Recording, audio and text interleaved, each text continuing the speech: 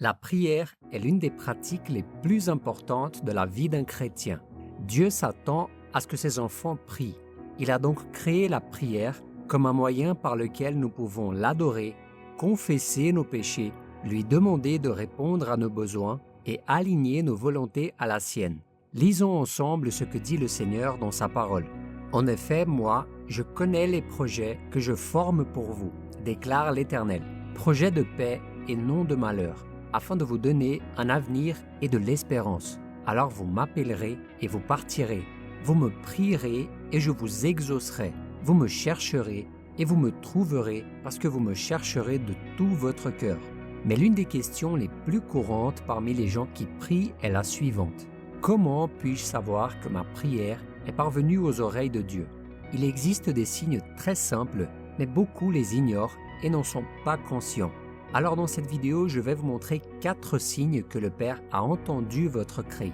Amen. Mais avant de commencer à parler de ce sujet, cliquez sur le bouton like et abonnez-vous à notre chaîne. Montrez-nous que vous appréciez ces vidéos et n'oubliez pas de laisser votre commentaire à la fin en nous racontant votre expérience avec la prière. Sachez que toutes vos histoires sont très enrichissantes et peuvent fortifier la foi de tous les frères qui lisent les commentaires à la fin. N'oubliez pas aussi d'activer la cloche de notification. Ceci est très important pour que vous ne manquiez jamais les nouvelles vidéos sur notre chaîne. Mes frères, il y a quelque chose que vous devez savoir. Quand nous parlons de savoir si nos prières ont été exaucées par Dieu, ne vous attendez pas à ce que le tonnerre tombe du ciel ou qu'une trompette retentisse pour vous faire savoir que votre prière a été reçue par Dieu. Car bien qu'il ait toute la puissance et la majesté pour faire tout cela, Dieu veut que vous soyez si proche de lui que vous puissiez identifier son action.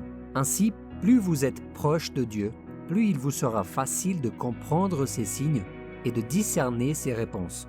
D'accord? La Bible nous assure que Dieu connaît toutes choses. Il voit tout et il entend tout. Rien ne lui passe inaperçu. Voyons ce que le roi David a écrit au début du psaume 139.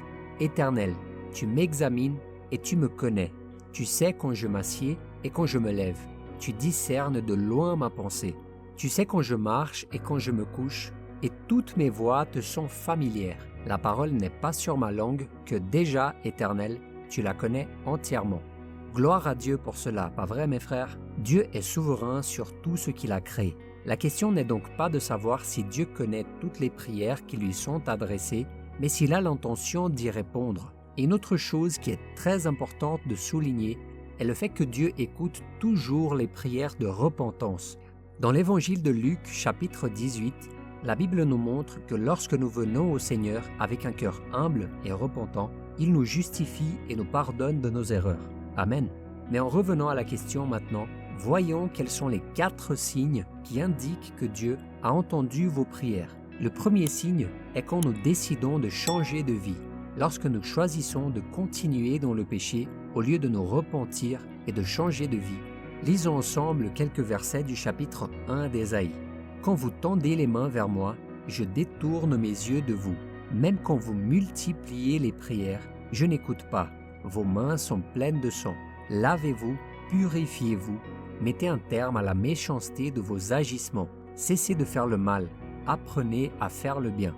Regardez ça, mes frères. Un exemple très important de ce signe dans la Bible est raconté dans l'histoire de Nabuchadnezzar, qui était le roi de Babylone. C'était l'homme le plus puissant de la terre à son époque, mais ce qu'il faisait était mauvais aux yeux du Seigneur. Et pour vous donner une idée, c'est Nabuchadnezzar qui a décidé que Shadrach, Meshach et Abednego seraient jetés dans la fournaise ardente parce qu'il n'acceptait pas de se prosterner devant l'image qu'il s'était faite de lui-même. Et le temps passa, et à cause de son idolâtrie arrogante et démesurée et de son manque de respect pour le Dieu d'Israël, il a quitté son trône et s'est mis à vivre comme un animal dans un pâturage. Est-ce que vous pouvez imaginer ça? Après des années de souffrance et d'humiliation, Nabuchadnezzar a alors reconnu la puissance de Dieu et a décidé de changer sa vie. Et je veux vous lire ce qui est écrit dans le chapitre 4 de Daniel. Au moment indiqué, moi, Nabuchadnezzar, j'ai levé les yeux vers le ciel et la raison m'est venue. J'ai béni le Très-Haut, j'ai célébré la louange et la gloire de celui qui vit éternellement, dont la domination est éternelle et dont la royauté subsiste de génération en génération. Les habitants de la terre, tous autant qu'ils sont, n'ont pas plus de poids que le vide. Il agit comme il le désire avec les corps célestes et avec les habitants de la terre. Il n'y a personne qui puisse lui résister et qui lui dise « Que fais-tu » À ce moment-là, la raison m'est revenue. La gloire de mon royaume, ma majesté et ma splendeur m'ont été rendues. Mes conseillers et mes hauts fonctionnaires m'ont réclamé. J'ai été rétabli de mes fonctions royales et ma puissance n'a fait que grandir. Maintenant moi, Nabuchodonosor, je célèbre la louange, la grandeur et la gloire du roi du ciel. Tous ses actes sont vrais, ses voies sont justes et il peut abaisser ceux qui marchent dans l'orgueil. Regardez ça mes frères. Même si Nabuchodonosor s'était éloigné du Seigneur pendant toute sa vie, il a suffi d'un changement de direction dans sa vie pour que Dieu entende son cri et rétablisse tout ce qui lui avait été enlevé et le remette à la tête de la nation. Alors le roi de Babylone a commencé à se consacrer totalement au Dieu d'Israël. De la même manière, mon cher frère et ma chère sœur, si tu vis dans le péché en faisant le mal aux yeux du Père, sache qu'il ne t'écoutera pas.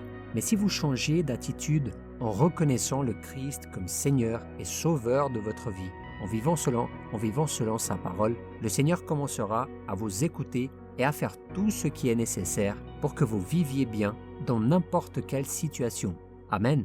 Le deuxième signe que Dieu entend notre prière est quand nous laissons l'égoïsme de côté. Saviez-vous qu'un nombre absurde de personnes qui se disent chrétiennes, qui vont à l'église et ont même des dizaines de passages de la Bible mémorisés dans leur tête, ont difficilement leur prière entendue par le Seigneur, ont difficilement leur prière entendue et exaucée par le Seigneur. Ceci est malheureusement vrai, mes frères. Et cela se produit parce qu'ils font leur demande de prière d'une manière égoïste et ne regardent que ce qui leur fait plaisir à eux-mêmes. Voyons ce que l'apôtre Jacques a écrit à propos de ceux qui prient en ne pensant qu'à leurs propres intérêts. D'où viennent les conflits et d'où viennent les luttes parmi vous? N'est-ce pas de vos passions qui combattent dans vos membres? Vous désirez et vous ne possédez pas. Vous êtes meurtriers et jaloux et vous ne pouvez rien obtenir. Vous avez des luttes et des conflits. Vous ne possédez pas parce que vous ne demandez pas. Quand vous demandez, vous ne recevez pas parce que vous demandez mal, dans le but de satisfaire vos passions. Souvent, mes frères, nous ne faisons pas attention à nos fautes. Nous ne regardons pas nos désirs mesquins et égoïstes et nous passons toute la journée à prier, à demander à Dieu quelque chose qui n'apporte rien à notre foi et à notre vie spirituelle. Puis nous crions que Dieu réponde à nos désirs mesquins sans comprendre que nous sommes égoïstes et qu'à cause de cela, nous ne serons pas entendus et encore moins exaucés. Cela arrive parce que lorsque le cœur est égoïste et ne voit pas où il va mal, Dieu préfère se taire et il laisse les épreuves de la vie enseigner la personne qui ne sait que demander, se plaindre et supplier sans jamais se soucier de l'essence de la parole du Seigneur. Par conséquent, mon frère et ma sœur, si vous voulez que le Père entende votre prière, vous devez comprendre que Dieu n'est pas un génie avec une lampe magique qui attend vos 3 souhaits. Absolument pas. Il attend que votre cœur soit purifié, que votre esprit soit libéré de l'amour des choses matérielles et de tout ce que le monde offre, afin que vous puissiez commencer à lui parler des choses qui vous feront vraiment grandir en tant qu'être humain et qui feront de vous un meilleur chrétien. Amen. Alors essayez de vous vider des pensées négatives et remplissez-vous d'espoir et de foi, en laissant Dieu contrôler votre vie. Dieu veut que vous lui fassiez confiance et que vous soyez attentifs aux signes qu'il vous envoie. Dieu n'est pas sourd, alors vous n'avez pas besoin de crier et de vous arracher les cheveux. Cela ne fait que montrer votre manque de contrôle émotionnel et aussi votre manque de foi et de confiance en lui. Mon frère, Dieu veut que tu sois fort face aux choses qui arrivent dans ta vie et que tu aies confiance que tout ce qui t'arrive a un but. Même dans la souffrance, il y a toujours une leçon à apprendre, que ce soit dans la douleur ou dans l'amour. Amen. Et le troisième signe que Dieu entend nos prières est lorsque nous demandons selon la volonté du Père. Il y a une énorme différence entre une prière égoïste et une prière qui n'est pas conforme à la volonté de Dieu. La prière égoïste est toujours une prière avec un mauvais objectif, un objectif qui est contre tout ce qui est prêché par le Seigneur à travers sa parole, la Bible. Et une prière qui n'est pas conforme à la volonté de Dieu n'a pas toujours un mauvais but. Elle peut même être faite avec de bonnes intentions, mais pas en accord avec ce que le Seigneur prévoit de faire dans votre vie. Pour que nous comprenions mieux cette situation, prenons l'exemple suivant. Imaginez que vous travaillez dans une entreprise depuis quelques années et que vous comprenez qu'il est temps de changer d'endroit. Alors que faites-vous? Vous commencez à prier pour que Dieu vous ouvre une nouvelle porte dans votre vie, un nouvel emploi pour votre vie professionnelle. Mais il se trouve que les plans de Dieu pour votre vie sont différents. La Bible dit que les voies du Seigneur pour nous sont bien plus élevées que les nôtres. Il se peut donc que Dieu veuille que vous restiez là où vous êtes, au moins pour le moment, afin que vous ayez donné votre bon témoignage, afin que vous attendiez avec patience ce que Dieu prépare. Car la Bible dit dans Ésaïe que jamais on n'a appris ni entendu dire chose pareille, jamais aucun œil n'a vu un autre Dieu qui agit en faveur de ceux qui comptent sur lui. Alors parfois, mes frères, on pense que ça va être maintenant, mais Dieu a prévu quelque chose de mieux pour nous qui ne sera peut-être pas à ce moment exact. Donc vous devez faire attention à ces signes. Et la Bible montre que l'apôtre Paul a passé par un moment comme celui-ci pendant son parcours de foi. Lisons ensemble ce qu'il a écrit à ce sujet. Et pour que je ne sois pas rempli d'orgueil à cause de ces révélations extraordinaires, j'ai reçu une écharde dans le corps, un ange de Satan pour me frapper et m'empêcher de m'enorgueillir. 3 fois j'ai supplié le Seigneur de l'éloigner de moi, et il m'a dit « Ma grâce te suffit, car ma puissance s'accomplit dans la faiblesse. Aussi je me montrerai bien plus volontiers fier de mes faiblesses, afin que la puissance du Christ repose sur moi. » Regardez ceci, mes frères. Nous voyons ici que l'écharde dans la chair était une difficulté à laquelle l'apôtre Paul était confronté. Nous ne savons pas ce que c'était vraiment, si c'était une tentation, une persécution, mais la vérité est que Paul avait reçu tant de merveilleuses révélations de Dieu, et pour qu'il ne devienne pas arrogant, il a souffert d'une écharde dans le corps qui avait une origine spirituelle. Dieu a enseigné à Paul qu'il ne devait pas compter sur ses propres forces, car tout ce dont il avait besoin était Dieu. Ainsi, Dieu n'a pas fait ce que Paul voulait, mais il a fait ce dont Paul avait besoin. Paul a pris cela comme un signe, et il a donc loué le Seigneur. Il a compris que c'était dans ses faiblesses que Dieu était fort, et que la grâce du Seigneur lui suffisait, que ce n'est pas par nos mérites que nous sommes sauvés, mes frères. Ce n'est pas parce que nous faisons, parce qu'en vérité, tout vient de Dieu, et nous ne sommes rien, nous ne sommes qu'une poussière. Et si ce n'était pas pour la miséricorde du Seigneur, vous ne seriez même pas ici aujourd'hui en train d'écouter ce message. Réfléchissez à ça. Ainsi, mon cher frère et ma chère sœur, si vous voulez que votre prière soit exaucée par le Seigneur, vous devez demander selon la volonté du Père et non selon la vôtre. Amen. Et je veux vous lire encore un autre passage sur ce que l'apôtre Paul nous a assuré. Nous avons auprès de lui cette assurance. Si nous demandons quelque chose conformément à sa volonté, il nous écoute. Et si nous savons qu'il nous écoute, quelle que soit notre demande, nous savons que nous possédons ce que nous lui avons demandé. Amen. Et peut-être vous vous demandez maintenant, comment puis-je savoir quelle est la volonté de Dieu pour ma vie? Mon frère, cela tu le découvriras avec le temps, en demandant le discernement, en priant et en demandant à Dieu de toujours mettre dans ton cœur la clarté et la sagesse nécessaires pour que tu comprennes ce qu'il attend de toi.